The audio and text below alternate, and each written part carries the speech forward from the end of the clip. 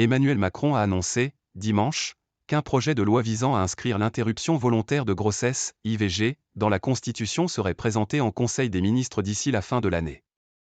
Il devra être approuvé par une majorité des 3/5 des deux chambres du Parlement réunies en Congrès.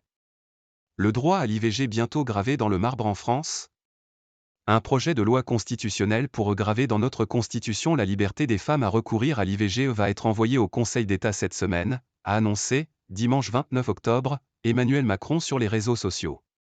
Il sera présenté en Conseil des ministres d'ici la fin de l'année, si bien que en 2024, la liberté des femmes de recourir à l'IVG sera irréversible, écrit le président de la République. Emmanuel Macron en avait pris l'engagement le 8 mars, répondant aux inquiétudes nées de l'annulation il y a 1 an et demi de l'arrêt garantissant aux États-Unis le droit d'avorter sur tout le territoire. L'inscription de l'IVG dans la Constitution, droit actuellement reconnu dans une loi ordinaire, compliquerait toute tentative du législateur de supprimer ce droit ou d'y porter gravement atteinte. Emmanuel Macron avait réaffirmé le 4 octobre son souhait de voir aboutir cette promesse. J'ai exprimé mon souhait, le 8 mars dernier, que nous puissions trouver un texte accordant les points de vue entre l'Assemblée nationale et le Sénat et permettant de convoquer un congrès à Versailles, avait souligné le chef de l'État. Je souhaite que ce travail de rapprochement des points de vue reprenne pour aboutir dès que possible, avait-il ajouté. Une majorité des 3/5 requise.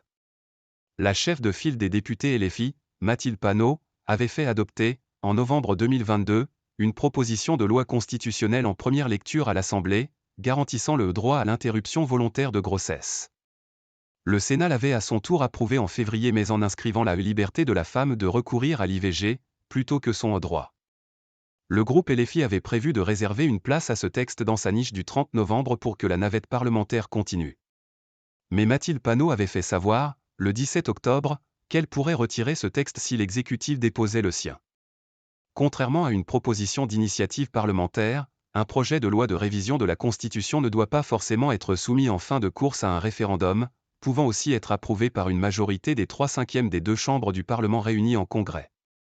L'épreuve d'un référendum sur ce sujet est redoutée par de nombreux responsables politiques, qui craignent la mobilisation des réseaux anti-avortement. Mathilde Panot avait ainsi indiqué sa préférence pour cette voie, se disant inquiète qu'un référendum ne donne lieu à une campagne où des mouvances anti-choix seraient galvanisées.